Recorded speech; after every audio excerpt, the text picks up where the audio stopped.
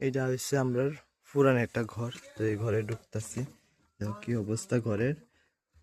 এই হচ্ছে এখনো পুরান পুরান অনেক জিনিস আছে। আর এই হচ্ছে আমরা ছাগলটা এখন মা হনের পর থেকে এখানে বাঁধে। তো আমি বিশেষ কারণবশত এটারে এতদিন ধরে দেখতে পারতেছি না।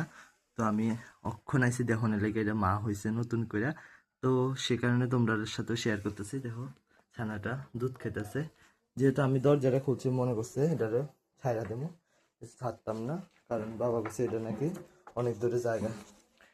তো এই দেখো ছানাটারে ঠিক করে দেখাইতে পারতেছিলাম না। এই দিক হয়েছে মানে জ্বালানাটার, এটা রৌদ্র হয়ে পড়তেছে এদিকে সুন্দর করে বন্ধ করে। এই দেখো ছানাটা দুধ খাইতেছে। কই রে ছানা পুচকি, এদিকে আ। দেখি দেখি, এদিকে আ, এদিকে আ। যাইস না তুই, কই যাস? যাইস না দাদা, এদিকে আ। আয় না।